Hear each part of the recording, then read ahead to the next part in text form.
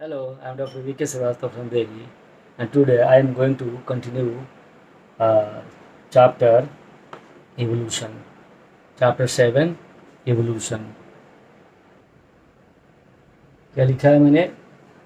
Theory is in the support of natural selection. Theory in the support of natural selection. यही हम लोग को आज देखना है. ये सिलेक्शन लिखा है लाइट में जो चमक रहा है वो पार्ट है सिलेक्शन का. ठीक, ओके. अब देखिए बच्चों, है ना, theory in the support of natural selection. इसके पिछले वीडियो में मैंने मैकेनिज्म ऑफ नेचुरल सिलेक्शन करा दिया है, आप वहाँ देख लीजिएगा. उसके सपोर्ट में अब मैकेनिज्म जो दिया हुआ एनसीईआरटी में क्लियर कट स्टेप नहीं दिया, जो मैंने अपने वीडियो में बना रखा, आप देख लीजिएगा. ये लिखा है मैकेनिज्म में पेज नंबर 135 पे, ठीक ना, मैकेनिज्म ऑफ इवोल्यूशन आगे दिया है, जबकि इसके सपोर्ट में जो भी थ्योरी दिया गया वो पीछे है ना. तो मैंने क्या किया ना, मैकेनिज्म पहले बता दिया आप लोगों को और उसके बाद में सपोर्ट थ्योरी अब बताने जा रहा हूँ, ठीक ना. तो ये इसमें ये होमोलॉगस एनालॉगस के सपोर्ट थ्योरी था, इंडस्ट्रियल मेलानिज्म का सपोर्ट थ्योरी है, इसके बाद डार्विन फिंचेस है और एडेप्टिव रेडिएशन का एक सपोर्ट थ्योरी है, लिख दिया है मैंने यहाँ पे. अब इसी सब को हम एक्सप्लेन कर दे रहे हैं और फिर आप एनसीईआरटी का लैंग्वेज पढ़िएगा, फिर समझ में आ जाएगा. दिक्कत होगा तो मैं हूँ ना बैठा हुआ, ठीक. ये देखिए फिर आ गया लेके अच्छा मटेरियल लेके. जैसे मैं लानी में एक सपोर्ट दिया गया था, इसमें ये पहले इंट्रोडक्शन दिखा दें. इंग्लैंड का कहानी है, ये इंडस्ट्रियल एरिया से रिसर्च है, 1850 से लेकर 1950 के बीच का ये रिसर्च है, ये है ना. पेपर मॉथ मेन पॉइंट लिखा है, की वर्ड्स लिखे हैं मैंने इसमें. पेपर मॉथ का साइंटिफिक नाम है बिस्टन बेटुलारिया, ये देखिए लिखा है मैंने. और साइंटिस्ट का नाम है, साइंटिस्ट लिखा है मैंने, साइंटिस्ट का नाम है केटलवाट, है ना, इन्होंने एक्सपेरिमेंट किया था. तो ये देखा गया कि नेचर जो है कॉज करती है ऑर्गेनिज्म में चेंजेस को कॉज करती है, ठीक है. और ऑर्गेनिज्म में उसके अकॉर्डेंस चेंजेस होनी चाहिए, होती हैं. उस ऑर्गेनिज्म की सर्वाइवल वैल्यू बढ़ जाती है उस इन्वायरमेंट में.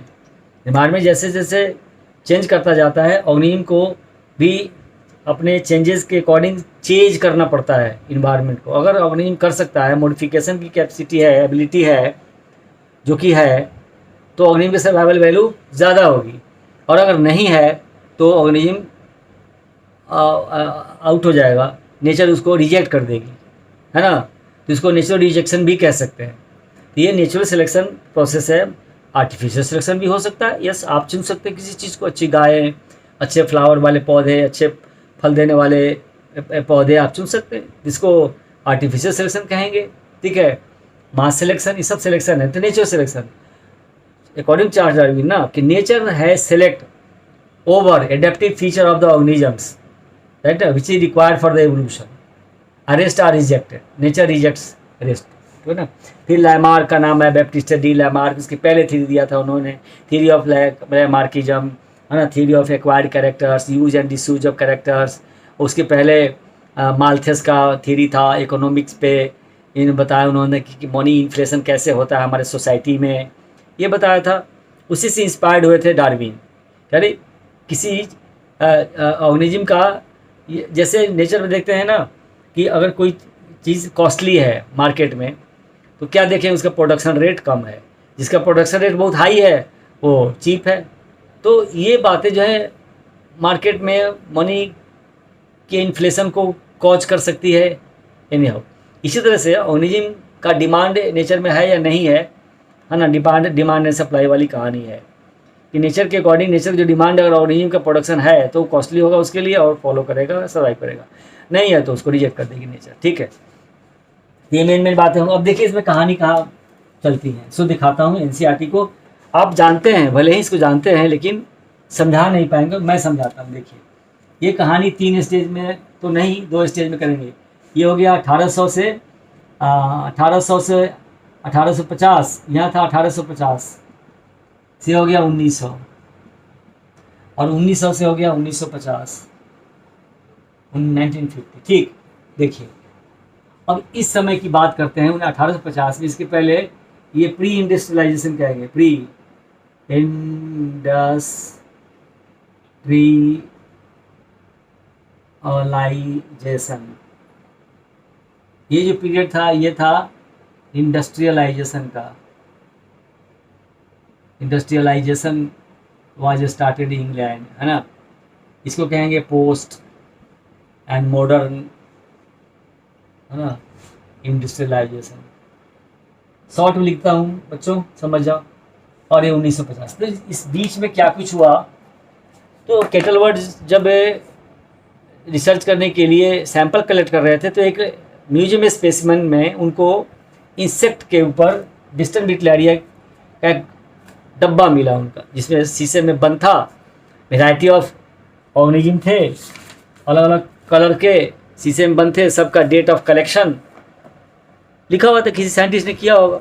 फिर इसको वेरीफाई किया इन्होंने, तो इनके दिमाग में बात आई कि इतने सारे एक ही प्रजाति में इतने सारे वेराइटीज़ कैसे हो सकते हैं कलर के बेसिस पे। तो उसको इंटरप्रेट करना शुरू किया। उन्होंने क्या बताया कि 1850 जबकि पॉल्यूशन नहीं था, तो मेन पॉइंट लिखता हूँ, नो पॉल्यूशन, इसलिए कि कोई धुआं वगैरह कुछ नहीं था। ट्री ट्रंक कैसा था, ट्री ट्रंक कैसा था इस पीरियड में, ट्री ट्रंक ये था कलरलेस था, है ना, यानी कि लाइट था, लाइट कलर था, लाइट COLOURED, लाइट कलर था। इसमें लाइकेंस कैसे थे, लाइकेंस का क्या सिचुएशन था, लाइकेंस कैसे थे, मोर थे, है ना। और पेपर्ड मॉथ का कलर कैसा था, पेपर्ड मॉथ,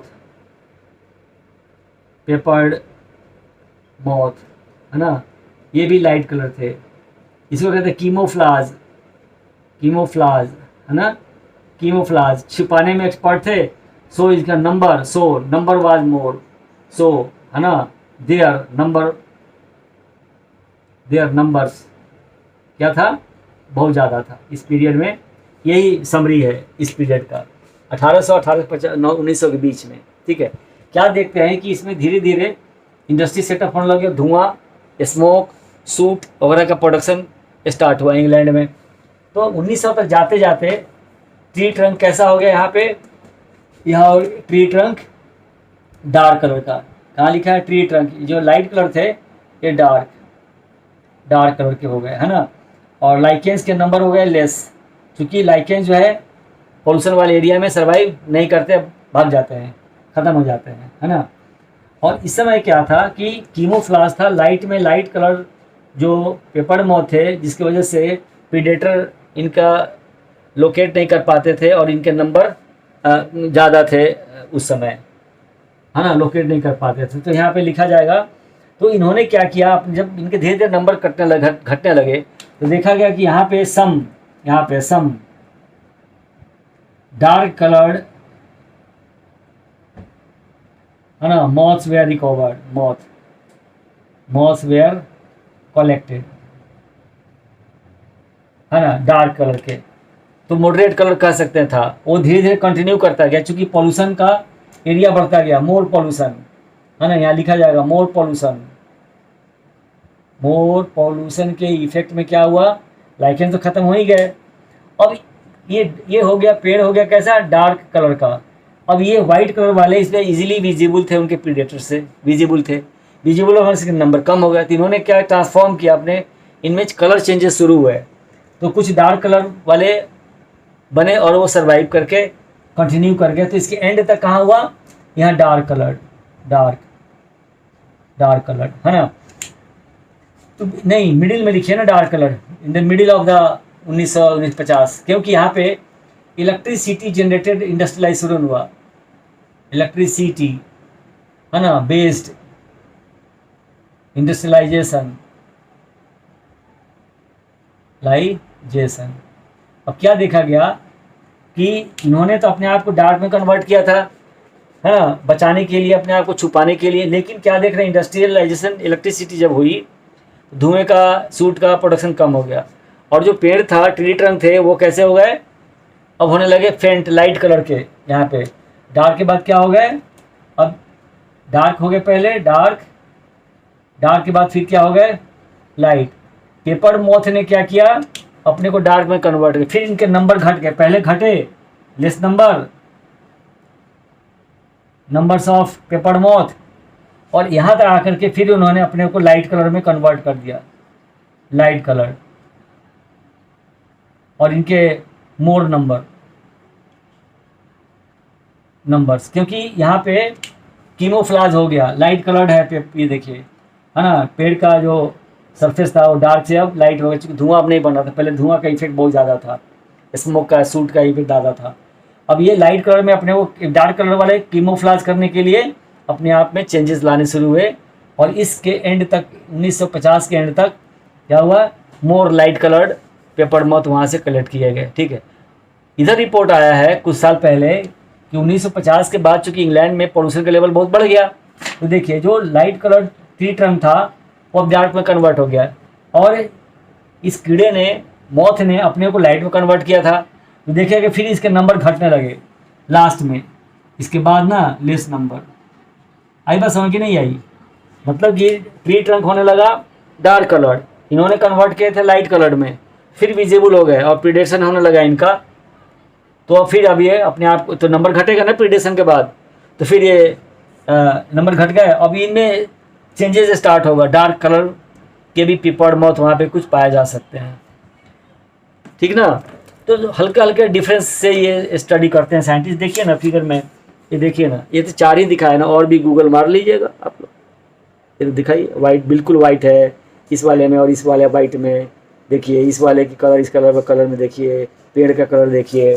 ठीक, तो कंक्लूजन यही निकला कि नेचुरल सिलेक्शन के अकॉर्डिंग ही ऑर्गेनिज्म में कैरेक्टरिस्टिक चेंजेस होती हैं, वो ऑर्गेनिज्म सर्वाइव करता है, नहीं तो वो सर्वाइव नहीं करेगा, मर जाएगा। ठीक,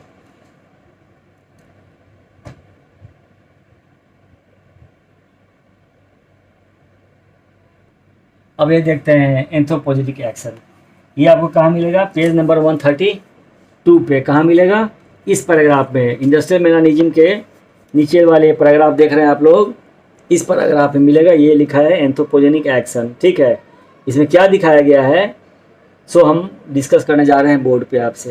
ये दूसरा एविडेंस है नेचुरल सिलेक्शन का, सपोर्ट थियरी है। अब इसमें क्या बताया कि जिस इन्वायरमेंट में ऑर्गेनिज्म रहता है उसका उस पर इम्पैक्ट होता है, उसके अकॉर्डिंग उनमें चेंजेस होती हैं और वो सर्वाइव कर सकता है। फिर अगर कंडीशन बदल जाए तो उसको बदलना पड़ेगा, और वो बदल रहा है तो जिएगा, नहीं बदला तो मर जाएगा। तो लेडरबर्ग ने कैसे इसको प्रूफ किया से देखिए, यहाँ देखिए एक्सपेरिमेंट 1 में, अब सब शॉर्ट में ही लिख रहे हैं बच्चों। अब देखिए एक पेट्री डिश बनाया गया, ये पेट्री डिश लिया, पेट्री डिश बनाया, कल्चर मीडिया,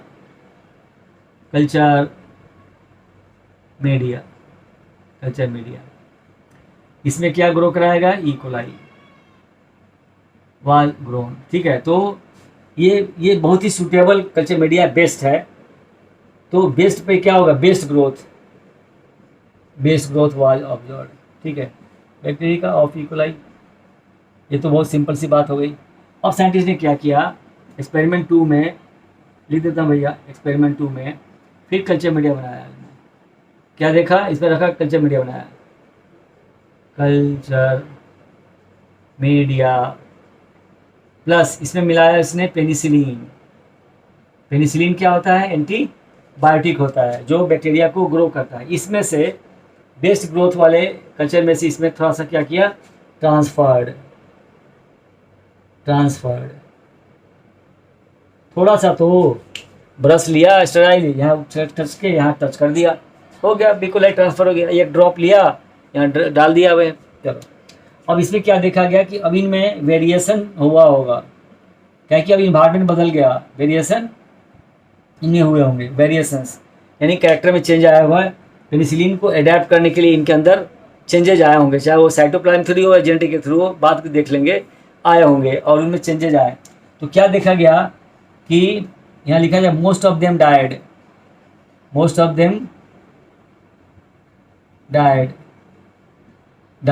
है ना, some E coli COULD could managed it and survive। देखिए ऐसे ही बाई चांस देखते हैं कोई अर्थक्वेक आता है, बहुत मर जाता है, कुछ बच जाता है। ऐसे ही यहाँ भी एंटीबायोटिक पेनिसिलिन जो है, पेनिसिलिन के इफेक्ट में कोई बैक्टीरिया जिंदा नहीं रहता, एक्सीडेंटली किसी में एबिलिटी थी और वो बच गया, ठीक ना। इसको कॉपी कर लीजिए आप लोग, देखिए आउट ऑफ फोकस जा रहा है, बता दे रहा हूँ आप लोग को, उतार लीजिए। क्या लिखा है, some E coli could manage it and survive, ये लिखा है मैंने, है ना। मोस्ट ऑफ देम डाइड, लिखा है मैंने। अब देखते हैं हम लोग इसके आगे क्या हुआ। इसके बाद अब फिर एक कल्चर मीडिया बनाया गया उसमें ऐसे, और कल्चर मीडिया शॉर्ट में लिखता हूँ बच्चों, प्लस अब इसमें बनाया गया स्ट्रेप्टोमाइसिन, इन्वायरमेंट चेंज करने के लिए। स्ट्रेप्टोमाइसिन क्या है, एंटीबायोटिक है। तो इस वाले में जो सर्वाइव था इसको इसमें ट्रांसफ़र किया गया, ये लिखता हूँ ट्रांसफर्ड, ठीक। तो क्या हुआ, फिर इसमें यही कहानी आई, है ना। Most of them died and some could survive, some could manage and survive. Short में लिख रहा हूँ सर्वाइव, ठीक है। इसको लिखा जाएगा वेरिएशन 2, ये 2। भाई देखो हाईलाइट कर दे रहा हूँ, ये यहाँ पे हुआ वेरिएशन 1 और ये हो गया वेरिएशन 2, ये देखिए वेरिएशन 2, यानी इसके जेनेटिक मटेरियल में और मेटाबॉलिक एक्टिविटीज में थोड़ा सा चेंजेस आया। ये वेरिएशन 2, गौर से देखो, ठीक। अब देखते हैं क्या हुआ। मेन कहानी तब बचती है, क्या कि अब जो ये मैनेज था जिसमें सेकंड वेरिएशन के बाद ऑब्वियस है ऑर्गेनिज्म कुछ पिकुलियर होगा, कुछ पहले वाले से तो डिफरेंट ही होगा ना। जैसे आज का ह्यूमन आज से कई हज़ार वर्ष पहले के ह्यूमन से डिफरेंट है ना, हर तरीके से, ठीक है। फिर बनाया इसने फोर्थ एक्सपेरिमेंट में, लिखेंगे कल्चर मीडिया बनाया, कल्चर मीडिया ये इसमें फिर से डाला क्या, फिर से डाला पेनिसिलिन डाला, मतलब पहले वाले इन्वायरमेंट दिया है, बाद में इन्वायरमेंट पहले वाला इन्वायरमेंट दिया गया। इस वाले में से जो सर्वाइव्ड वन था इसमें से थोड़ा सा बैक्टीरिया इसमें ट्रांसफ़र किया गया, ट्रांसफर्ड, है ना बच्चों। तो देखा हुआ कि फिर वेरिएशन हो गया। अब इतना ज़्यादा वेरिएशन था इसमें कि वो वेरिएशन को टॉलरेट नहीं कर पाया, क्योंकि लाइफ साइकिल कितना होता है 20-20 मिनट का होता है बैक्टीरिया का। इतना जल्दी वेरिएशन से अडेप्टेशन नहीं डेवलप हुआ वैल्यू, और ऑर्गेनिज्म इसमें लिखा गया क्या, all of them died, all of them DIED, all of them died, सारे बैक्टीरिया मर गए। इसलिए कि इसमें वेरिएशन कौन सा हुआ, वेरिएशन 3rd, और वो किलर इफेक्ट था, क्योंकि इतने जल्दी वेरिएशन से एडेप्टिव वैल्यू डेवलप नहीं होता, उसके लिए टाइम कोर्स चाहिए होता है, नेचर के अकॉर्डिंग टाइम कोर्स चाहिए होता है ना, वेरिएशन के सेटिंग के लिए, एडेप्टिव वैल्यू के डेवलपमेंट के लिए। ये कहानी थी। तो कंक्लूजन क्या आया, कंक्लूजन यही आया इसका, यहाँ लिख देता हूँ मैं, इसका कंक्लूजन यही आया जो NCERT में लिखा है, आप लोग इसको कॉपी कर लीजिए, ये कॉपी कर लीजिए। कि ये आया कि this tells us that evolution is not a direct process in the sense of determinism. It is a stochastic process based on chance event in the nature and chance mutation in the organism. कह रहा है ना कि जिस environment में जो organism रहता है उसके अकॉर्डिंग थोड़ा सी चेंज उसके अंदर होती हैं, है ना, बाई चांस, तो वो जमा रहता है, थोड़ा जमा होता हुआ लंबे समय के बाद उसमें एक विजिबल चेंजेस दिखते हैं। ये कहानी है इसकी।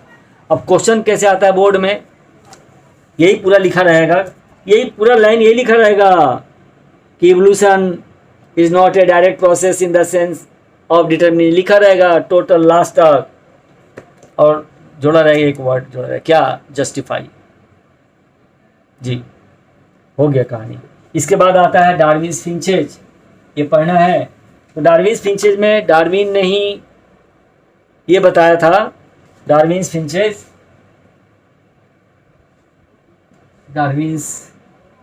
उसने कुछ टाइप, स्पेशल टाइप के बर्ड्स को नाम दिया उसने, डार्विन फिंचेज। जो फिगर यहाँ पे गौर से देख लीजिए दिखाया हुआ है, ठीक है ना बच्चों, ये दिखाया हुआ है। क्या मतलब हुआ, अब इसने इसे बताया कि फूड हैबिट के अकॉर्डिंग कैरेक्टर का डेवलपमेंट होता है। जिस आइलैंड पे, कई आइलैंड से इन्होंने बर्ड के सैंपल कलेक्ट किए। कुछ आइलैंड पे, जिस आइलैंड पे ये ट्यूबर वगैरह ज़्यादा था, वहाँ के बर्ड के बीक की बनावट उसके अकॉर्डिंग थी, ट्यूबर्स को काटने, खाने, कुतरने के हिसाब से, है ना। जिस आइलैंड पे फ्लावर वगैरह का जूस वगैरह, रस वगैरह पीने के लिए उनके नोक, उनके साइफनियस ये पाए गए। कुछ कोई इंसेक्ट जहाँ ज़्यादा था जिस आइलैंड पे, तो उसको खाने के अकॉर्डिंग उनका बीक का सप्लाई हुआ। कुछ को कैक्टस, बड़ा सा चोंच होगा, कैक्टस को काटने, कैंची सीजर की तरह का बीक होगा। तो यही बताया कि जैसा न्यूट्रिशन होगा, न्यूट्रिशन, टेम्परेचर और रिलेटिव ह्यूमिडिटी, ये ग्रेविटी, ये सब इफेक्ट डालती है बेटा, सब इफेक्ट डालती है, ये बताया। इसके बाद आता है क्या चीज़, एडेप्टिव रेडिएशन। क्या मतलब हुआ, रेडिएशन का मतलब क्या होता है, सनलाइट एक स्थान से दूसरे स्थान पर ट्रांसफर होना। तो कह रहा है कि सनलाइट जिस कंडीशन में होती है उसका इफेक्ट अलग होता है। रॉक के सरफेस पे उसका अलग इफेक्ट होगा, आपकी स्किन पे रेडिएशन का अलग इफेक्ट होगा, लीफ के सरफेस पे सेम रेडिएशन है बट अलग इफेक्ट होता है। कह रहे मतलब अलग अलग हैबिटेट में कंडीशंस अलग होती हैं, और अग्नि में जो एवोल्यूशन होता है, नेचुरल सिलेक्शन होती है, उसका रेट, फ्रीक्वेंसी अलग अलग होगी, और कैरेक्टर भी कुछ पिकुलियर होंगे, अलग अलग होंगे। तो कहना कि एक एंसेस्ट्रल स्टॉक, यहाँ क्या दिखाया गया है, ये एंसेस्ट्रल स्टॉक है। और ये स्टॉक कैसा था, ये स्टॉक था, ये ऑस्ट्रेलियन रीजन का एक केस हिस्ट्री है कुछ एनिमल्स को लेके, कार्निवोरस। तो ये मार्सुपियल रेडिएशन, इनमें क्या था, मार्सुपियल कैरेक्टर थे, रीढ़ की हड्डी और स्किन पे घने बाल, मेमोरी ग्लैंड का होना, और जो प्लासेंटा था वो बाहर था, ऐसे वाला ऑर्गेनिज्म थे ये। अब ये लंबे लंबे जो एरो दिखा रहे हैं ना, ये दिखा रहे हैं जियोलॉजिकल टाइम स्केल को। जियोलॉजिकल टाइम स्केल का मतलब हो गया कि कोर्स ऑफ टाइम। तो अब जैसे ये काफ़ी छोटा दिखा रहा है, मतलब कि ये जो एंसेस्ट्रल स्टॉक थे वो समवाट इनके लाइक के थे, इनके करेक्टर मैक्सिमम थे इनमें। और टाइम कोर्स में जो एवोल्यूशन दिखा रहा है, लंबा एरो, इसमें और भी कई, मतलब मिलियन के बाद में जो अग्निमन है, देखिए कितना रिडक्शन हुआ है, बिल्कुल मैच नहीं कर रहा। और भी कोर्स जाएगा तो इनसे और डिफरेंस हो जाएंगे। देखिए जितना एरो ये बराबर है, लगभग समवट एक जैसा फीचर है, ये लगभग एक जैसे फीचर हैं। ये देखिए थोड़ा और बड़ा है तो छोटा हो गया, इससे थोड़ा बड़ा। अब ये नापिएगा इसको स्केल पे, तो देखिए ये थोड़ा इससे बड़ा है। ये देखिए कह रहा है कि ये इनसे मिलता जुलता, चूँकि करेक्टर जो है ये इनसे थोड़े बड़े हेवी हैं, देखिए इनसे बड़े एरो हैं ये एरो। तो एरो क्या शो कर रहा है, जियोलॉजिकल टाइम स्केल को शो कर रहा है ना। ये देखिए अब जो क्वेश्चन आएगा आपका वो ऐसा होगा, एक्चुअली इस रेडिएशन को कन्वर्जन टाइप ऑफ रेडिएशन कहा जाता है जी। अब देखते हैं गौर से, ये दो दिया हुआ है, एक तो जो ओल्ड वाला था उसको कहते हैं प्लासेंटल मैमल्स और ऑस्ट्रेलियन मार्सुपियल्स, ठीक है। तो ये रिसेंट डे और ये ओल्ड डे। अब इसमें दिखाया गया कि मोल मार्सुपियल एंसेस्ट्री का था, और इनके एंसेस्टर से बहुत डिफरेंस टाइम स्केल के बाद ये बने होंगे, क्योंकि कंटिन्यू एरिया इनकी बदल गई होगी, माइग्रेट हो गए होंगे इनके एंसेस्टर, और वहाँ जाके एक नया है बनाया होगा group of animal called founder effect. ये देखिए फिर ये सब में मैच कर रहा है, यानी कि ये एंसेस्ट्रल स्टॉक कनेक्टिंग लिंक है ना, बहुत नज़दीक है टाइम स्केल। देखिए बॉडी लैंग्वेज। अब यहाँ पे आंसर लिखा हुआ है कि placental wolf and Tasmanian wolf marsupial are the best example of the adaptive radiation. ये 3 मार्क क्वेश्चन आता है। अब इसमें क्वेश्चन कैसे आएगा, इसमें कोई 3 लेगा, यहाँ ए लिखा रहेगा, ये मीटर रहेगा, ये लिखा रहेगा, यहाँ पे लिखा रहेगा, ये मीटर रहेगा, बी लिखा रहेगा, यहाँ पे सी मीटर रहेगा और सी लिखा रहेगा। क्वेश्चन रहेगा आइडेंटिफाई ए बी एंड सी, बाकी कुछ नहीं रहेगा, ये 3 ही रहेगा, फिगर बना रहेगा जी। इसको कहते हैं है ना एडेप्टिव रेडिएशन। यही कहानी है। इसके बाद जो हम लोग पढ़ेंगे नेक्स्ट वीडियो में, वो पढ़ेंगे हार्डी विनबर्ग प्रिंसिपल। ठीक, थैंक यू फॉर वाचिंग। क्या लिखना पड़ेगा ना, थैंक्स फॉर वाचिंग, है ना। कौन सा चैनल है मेरा? हैशटैग है VIML विमल BIOLOGY। पहले क्या नाम था इसका? बायोलॉजी नीट, बायोलॉजी, है ना, NEET। ओके, आप लोगों ने सजेशन मांगे थे कुछ चैनल के नाम के जो मेरे नाम से मिलता जुलता हो और थोड़ा सा यूनिक और पिकुलियर हो। तो नेक्स्ट टॉपिक जो हम लोग होगा वही होगा, यहाँ से स्टार्ट होगा, है ना। Okay, thank you.